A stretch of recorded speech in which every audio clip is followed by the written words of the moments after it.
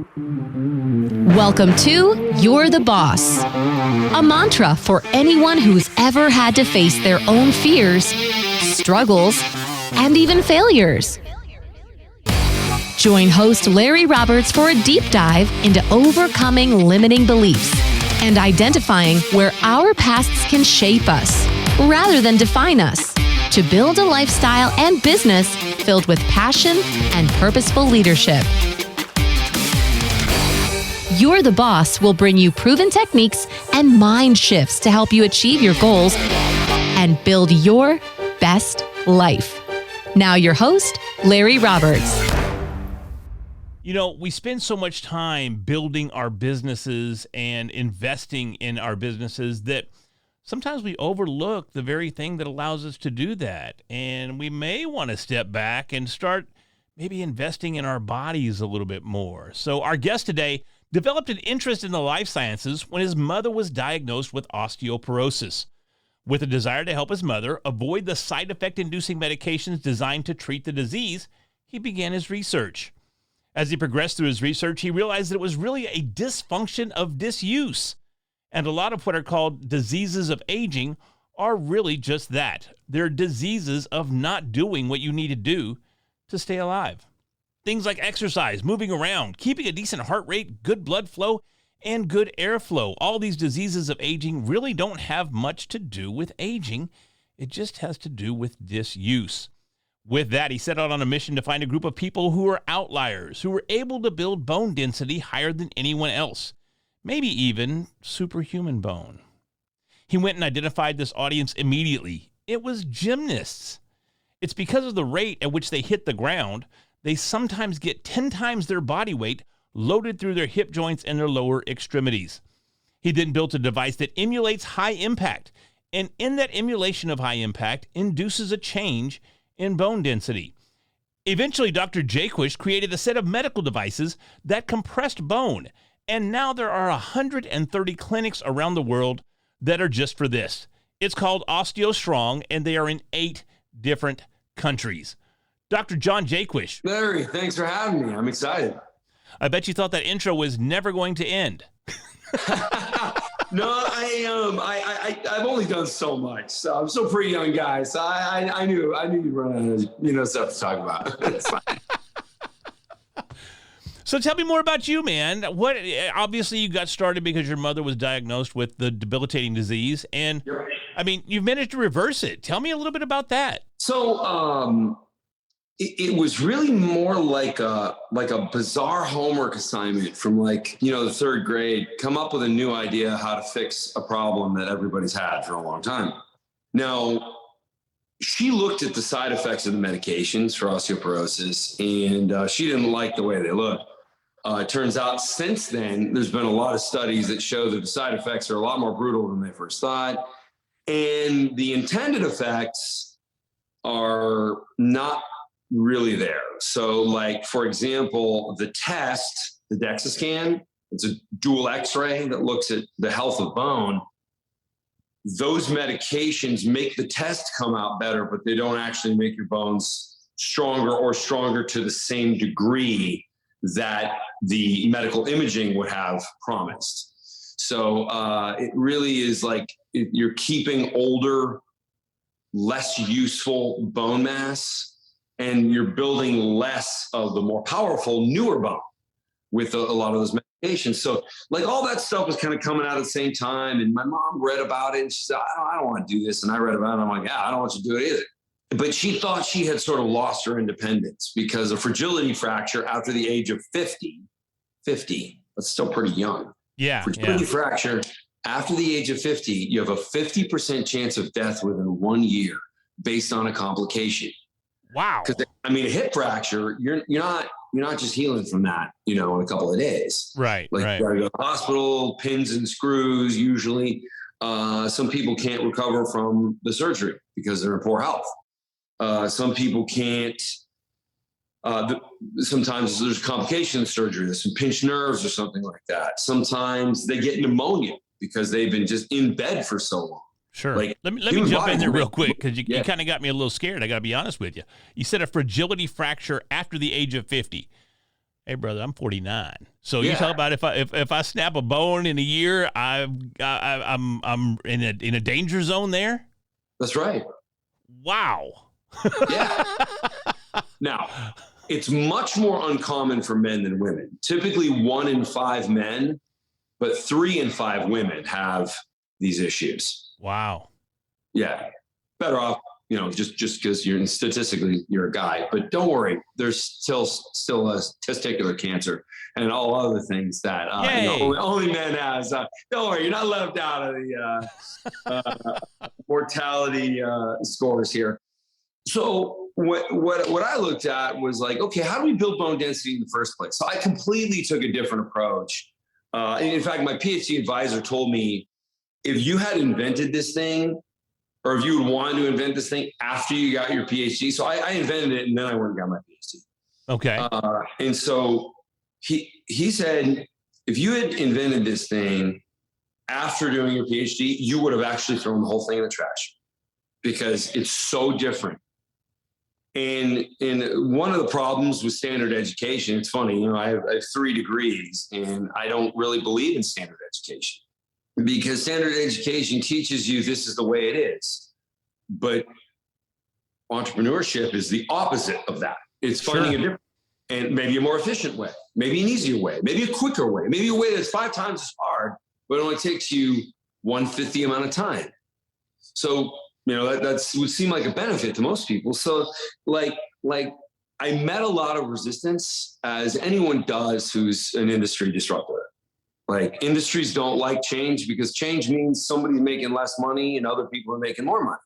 Usually people making more money are the newcomers in the industry. So when I first introduced this, there was some disturbance. I met with, I had lunch once with one of the vice presidents of Eli Lilly, and he goes, "I think your thing is cool." And I was like, "Wow, I really expected you to try to throw me off the bridge or something like that." And he goes, "No."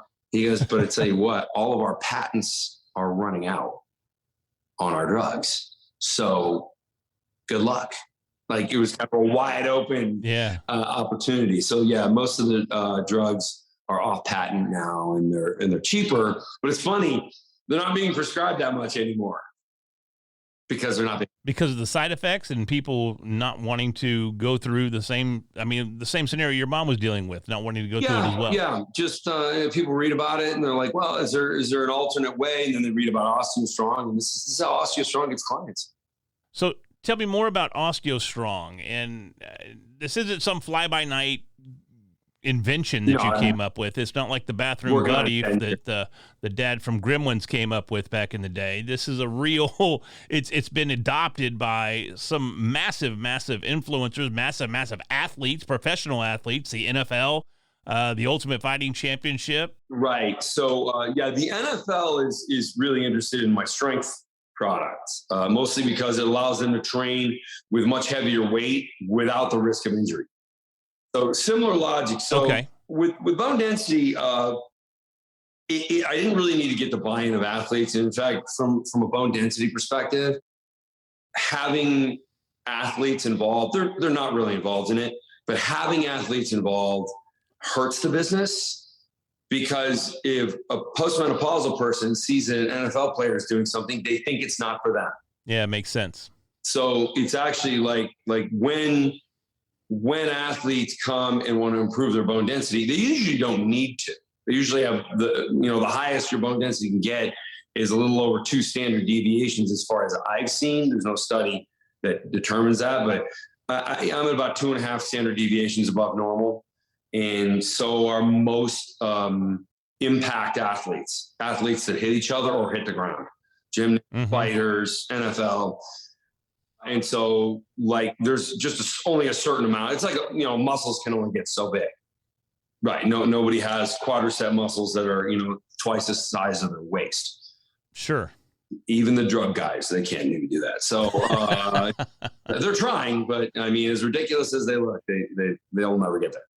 So going through that experience, it was amazing how easy it was speaking to physicians and getting physicians to buy in, because they told me what, at first, I told them my theory. And they're like, okay, well, here's the kind of evidence we would need to see that.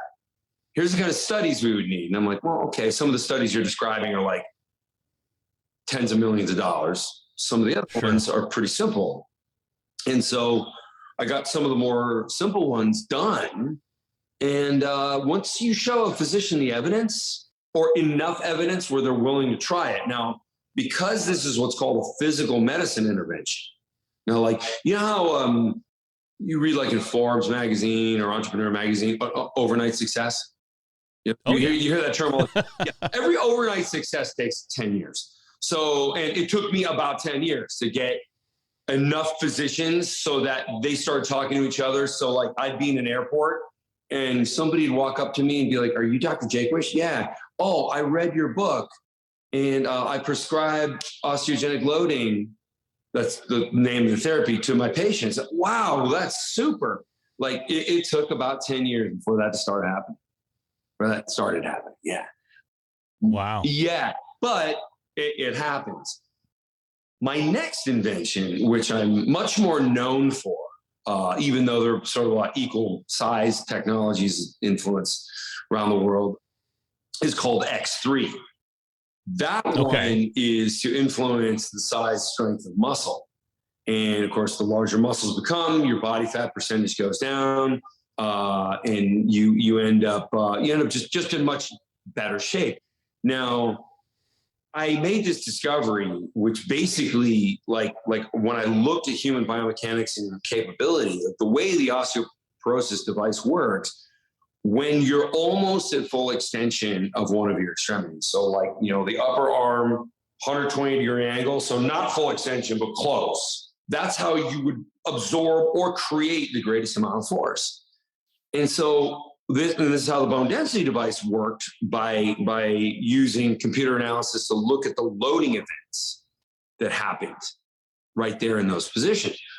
So I thought, okay, when I look at these loads and like even the help the average listener understand what you mean by loads. I'm following what you're saying, but I want to make sure that they understand that maybe they don't understand what a load is as far as loading the muscle or loading the joints. The force going into the body. The force have influence on bone tissue and or muscular tissue, as the case may be, depending on which technology you're talking about.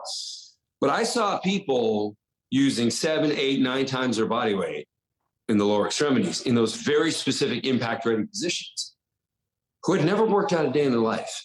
Within 6 months, they were using tremendous forces. Like, I mean, the curve of power that they were creating was like a line straight up. It was how everybody's bank account wishes they looked, and it doesn't. You know what I mean? I mean, going straight up. So these people, like, they'd never worked out. And I'm looking at these high forces, and compared to what people lift, they were using 7 times the amount of force on average.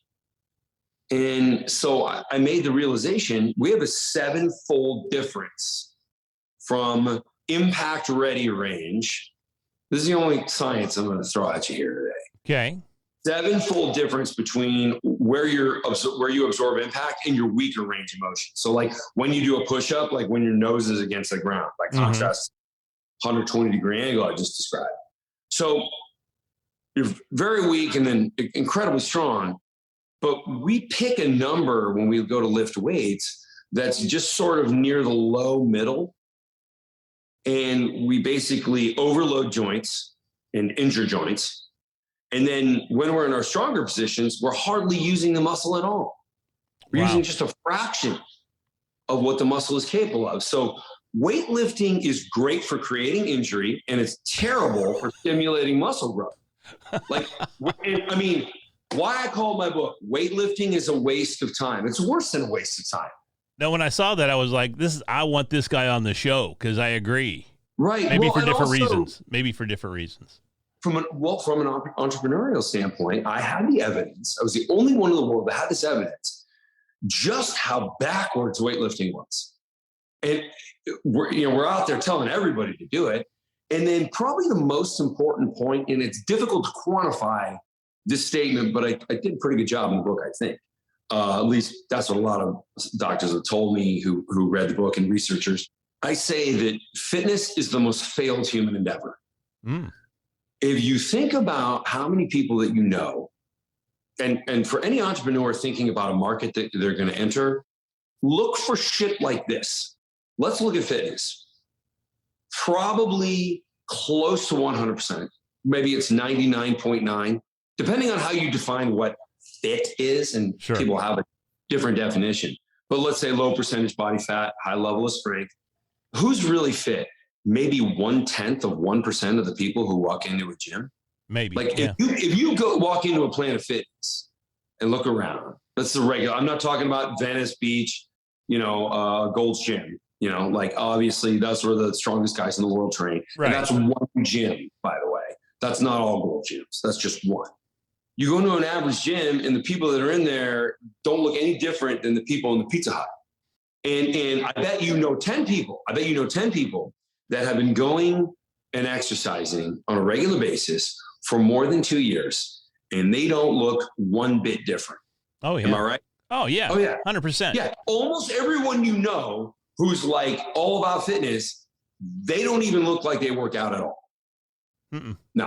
So when I challenge the sort of the way things are done in fitness or just the orthodox fitness approach, people are all offended. Well, tell that to Arnold. Yeah, Arnold was one guy and you don't look like Arnold. You don't look anything like Arnold. You don't have those genetics. You don't even look like you're the same species as Arnold. Yeah. Yeah. I mean, most people who say that look like their parent might have been a couch. You know what I mean? I mean, like these are just like they're regular people, and I'm not making fun of obese people because almost everybody's overweight and obese. Like 70% of this country, 70% of the United States is either overweight or obese. Yeah. Yep. Right. And we got 50% either working out at home or going to a gym. So is it working? Not for most people, no, because they pretty obvious. Yeah, A, they don't know what they're doing. A, they want to believe they know what they're doing. B, they're watching everybody else do the exact same thing, and they're thinking they get different results doing the exact same thing everybody else is doing. Total lemming attitude. Yeah, just do what the guy is doing, next to me. Yeah. I mean, okay, that's an approach. It's not one that'll work, but that is an approach. So identifying a market where you can come in and completely dominate it. And I got my product. It's the cheapest home gym that you can ever get. It's $550. Most home gyms, I mean, I'm not talking about bullshit exercise like the perfect push-up. Like people buy, there is a big market for like what I would call fake fitness, which is really, and this is a big market. It's for people who want to say they work out at home. Mm-hmm. Like, and that's why somebody buys like, the perfect push-up. They're like, I work out at home. Like, no, you don't. You bought the perfect push-up so you can say that, but you haven't touched it since the day you got it. Also, it doesn't work.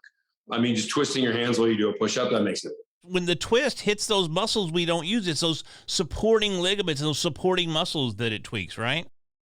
It was sarcasm and a joke. It actually just, it makes your wrist unstable. So all muscle in the body fires less. Because it's a high amount of instability. I mean, when you push something, your wrist is not supposed to rotate. Yeah, no. When you pull something, maybe, you grab onto like, you throw a towel under a bowling ball or something. Is your wrist going to twist? Maybe. That's okay. That is normal for pulling. It is not normal for pushing. Yeah, but I'm with you. Yeah, I mean, the whole thing is dumb. But it's designed for a market of guys who don't plan on doing anything. They just want to say they do something.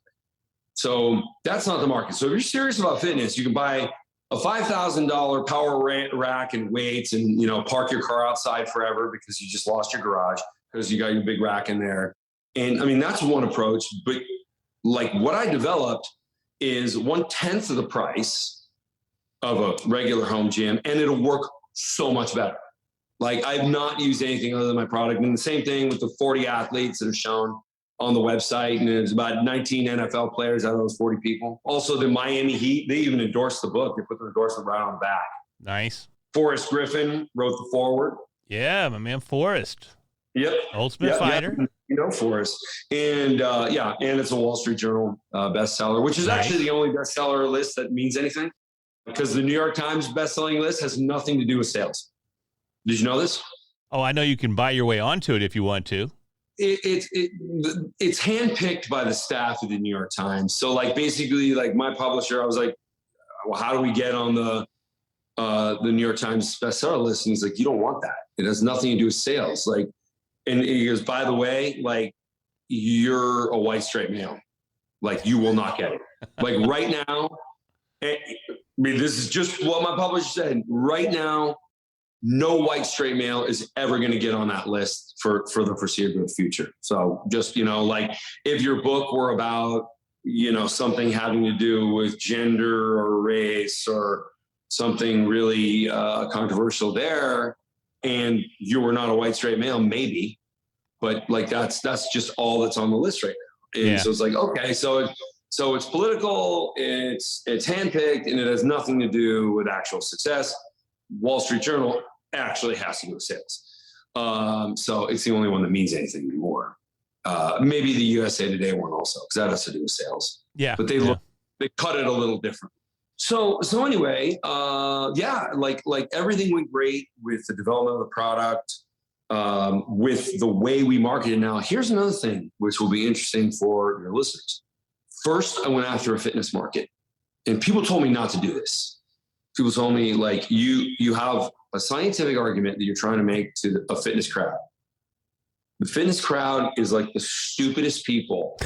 And I won't say who told me this, but a lot of industry leaders told me that you don't have any idea. Like, you cannot appreciate how dumb the fitness market is. And I was like, I have trouble believing that everyone is that stupid. Now, of course, everyone isn't that stupid, but right. I immediately had to pivot because they were right. The vast majority of people who we were showing ads to, it wasn't that they refused to question what they were doing. It's that they lacked basic intelligence. They could not understand a new concept. But through like some of the things Jordan Peterson has said, Peterson. Oh yeah. Yeah. He says like only a very small portion of the population is able to understand a new concept.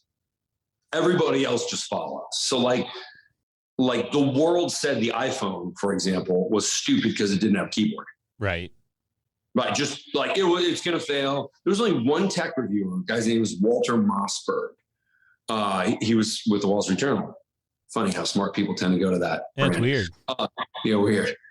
So Mossberg was like, don't judge this too quickly. You might not know everything you think you know about touchscreens. Because remember when touchscreens used to be like loose pieces of plastic? Yeah, they sat on top of the device, and it felt like it was going to fall apart, and it was real squishy. It was a membrane that you could feel was like kind of sloppy and depressed. And he just said like there's no plastic here, it's glass. Like, this is going to be a very different experience. Don't think you know what the experience is going to be. And that's really all he said. And he said, I predict this is going to be a huge success for Apple and probably one of the biggest ones. The guy retired since then, but like, he was the only guy who saw it. Yeah. And so ever since then, and I remembered I was one of the people who really liked the idea of a higher quality touchscreen, because when the whole phone is potentially a keyboard or an input instrument, you can do a lot more than if you have hard buttons on it. And so I was excited about it. And I had like the first iPhone. There wasn't even a line for that one because nobody wanted it. Like the first iPhone, like people at the Apple store were like, really? You really want one? Okay. Thanks for coming in. Like, it was weird. That's crazy. Yeah, it was crazy. So I really saw like a lot of paradigm breaking parallels. And here I was talking about my pivot. This is important to your listeners. Immediately we switched to targeting busy professionals because they're smarter people. Because they'll actually read the science and go, oh, like, this is obvious. Like, weightlifting is a waste of time. Because like anybody who's read this completely changes their training and they follow, like they get what I invented, and it's super simple. Like strength training doesn't need to be that complicated. Another thing I see is like even some of the people who know a little bit more about strength training, variable resistance, and that's the huge push of how the product works and why it works. You change the resistance as you move. So like when I chest press, I hold 100 pounds right on my chest. But as soon as I break away, it goes to 200 and 300 pounds at maybe the middle. And then I'm pushing 550 pounds when my arms are just about extended. You never go to full extension. So I get the benefit of that 550, maybe 20 repetitions, and then I can't get there anymore. And then I do half repetitions because I can't even do a full one. So I'm doing 300-pound repetitions multiple times, so I can't do that. Then I'm doing 100-pound repetitions with just an inch of movement. So I've completely exhausted the muscle in one experience without letting blood in, which amplifies.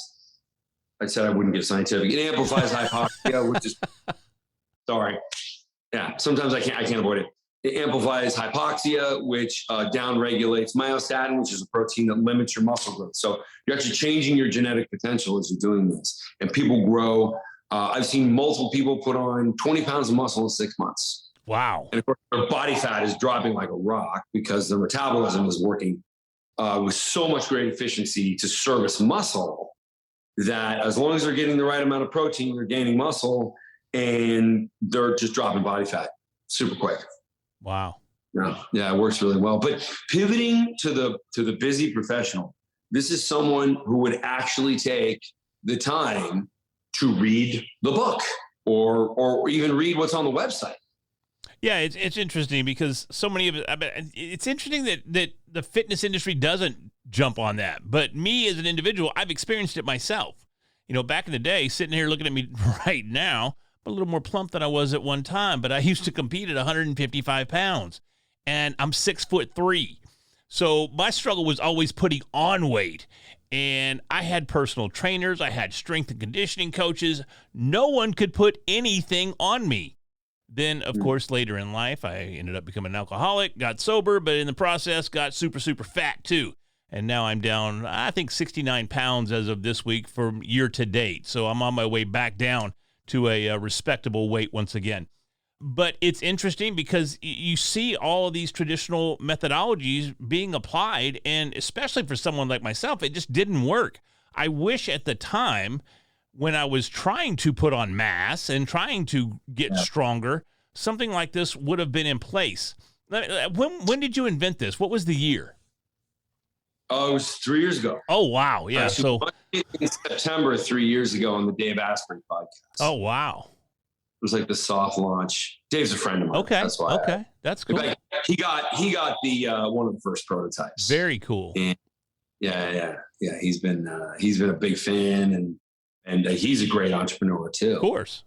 Yeah, he's super. So in fact, last week I just did my second podcast with him. Okay. So it was like 3 years later, I got to update everybody on what's happened in the last 3 years. And of course the product is just blown up. Yeah. I mean, you've exploded, and that's pretty amazing. That's a heck of a journey over just 3 years to get to where you're at today.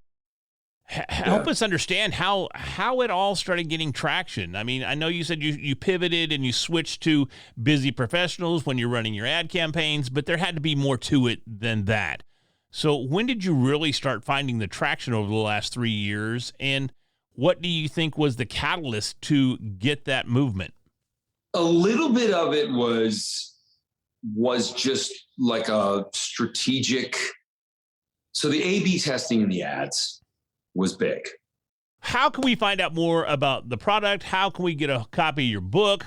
How can we look at the science for ourselves and determine, what are the next steps we need to take? Well, anybody who wants to make a scientific argument around a product or service, read the book.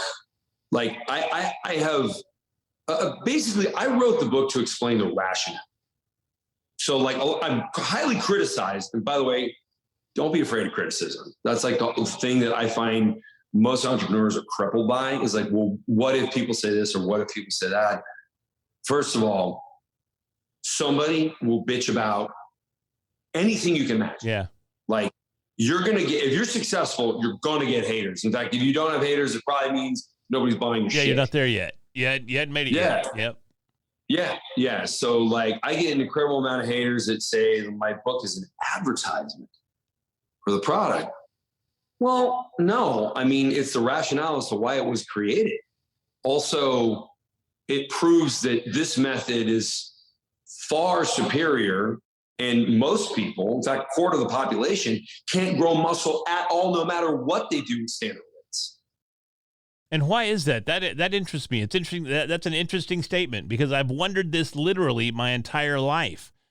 Yeah. So a quarter of the population can't grow muscle. The rest of us have a very difficult time. And usually you'll see like a high school kid, they'll put on 10 pounds of muscle when they first start lifting. And then their body will never change again. They'll get fatter, maybe they'll get leaner, but that'll be the only change forever. Like they'll never put on more muscle. And it all has to do with one genetic difference, and it's not a hormonal difference. Hormonally, we're all very similar. I mean, now, if you eat, Twinkies and pizza, hormonally, you'll be a disaster. Sure. But you can fix that problem relatively easily. So what I point out in the book is that tendon layout is a really big deal. So like, for example, like if I look at my pectoral inserts right here at the sternum, and then right underneath the beginning of the bicep, right? Okay. Like at the top of my humerus bone. Some people have a mutation which has the insertion on the other end of the humerus bone. So they have more leverage. Okay. And these are the people that end up in the NFL. These are the people who, like, you probably went to high school with a guy who seemingly, like, as soon as he started lifting weights or even mowing lawns over the summer, like the dude would just grow a muscle. Oh, I used to train with dudes like that all the time, and it was it would piss me off. I mean, my guys I was training with were repping 405 on the reg, and I'm not going to tell you how much I was benching, but it wasn't near 405. I can tell you that, and it just blew my mind because I couldn't. Why is this working out for them? It's not working out for me. I'm pouring money into trainers and coaches. Nothing's happening, and it was extremely frustrating. Right. So it has to do with having an advantageous versus disadvantageous tendon layout. That's it. That's the only difference. And so what ends up happening is people get frustrated or they just go for years and years and years and they never change. Now, with the way the product is designed, variable resistance takes this advantage and completely throws it away. Because where you are weakest is offloaded. So you can fatigue it independently based on diminishing range repetitions. So your ladder repetitions are real short. Right. Because weight goes up, it becomes too hard because you've already gone to fatigue. You can fatigue all ranges independently. Therefore, this advantage is irrelevant and everybody can grow like a genetic outlier. That's why it works. Wow. That's amazing. Yeah. And I mean, it is so simple. When you see it, it is heavy latex banding. It's a Olympic bar with full rotation.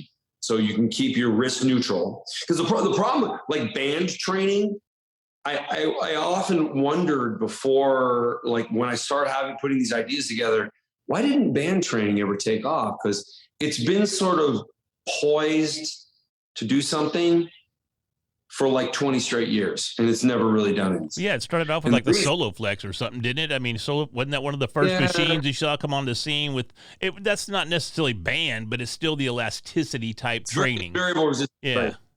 Right. So the problem with that is it like X at the bottom and 1.2X at the top, whereas you really want X at the bottom and 5X at the top.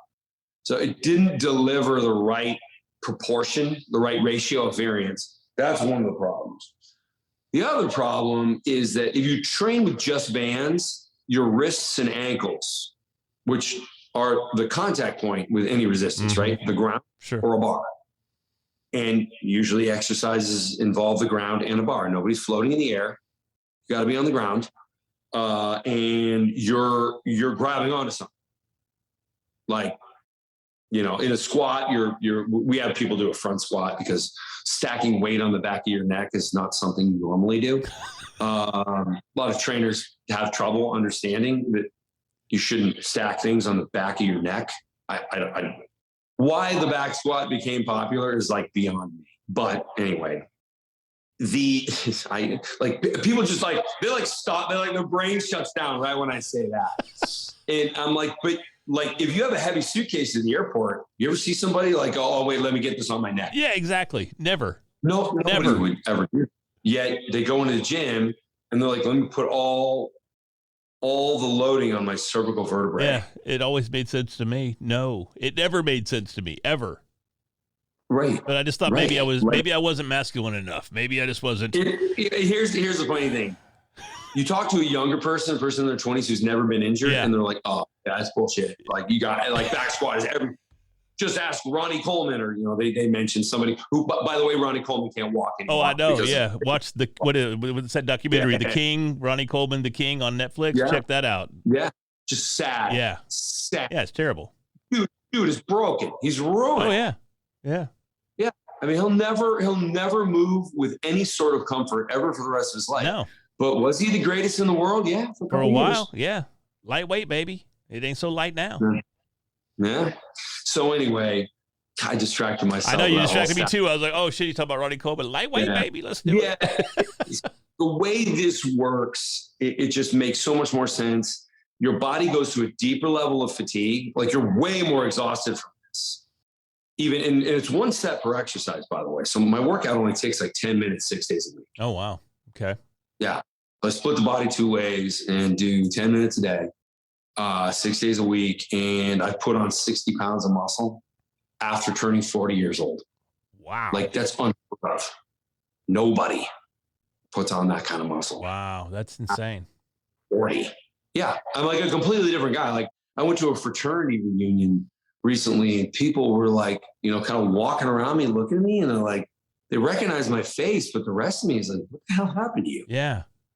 Like, nobody goes through a transfer. Like, you go through a fitness transformation when you're like 20 or maybe 30, not 40. So, they saw me on my 40th birthday, and I was kind of chubby and not muscular at all. I was 190 pounds. I was like a fat 190 pound guy. And now I'm 240 with like veins showing in my abs. And they just look at me like, what the hell? Like, they're all consumed with the idea that I got taller also, which didn't. But it's funny because the leaner you are, you kind of look taller. Yeah. When you look dumpy, you look shorter. I mean, it's just a lot of like illusions. Like, people look at me and they're not exactly sure.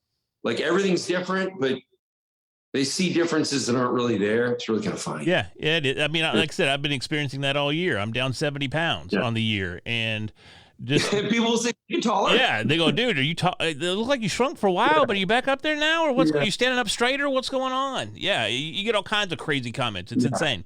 Yeah, I mean, it's great. Don't get me wrong. But when you finally get a hold of your health, and I realize also that once you give somebody something, and I mean, like, weightlifting and cardio are both a waste of time. In fact, cardio actually keeps you as fat as possible, as long as possible. Most people don't know that because of cortisol upregulation.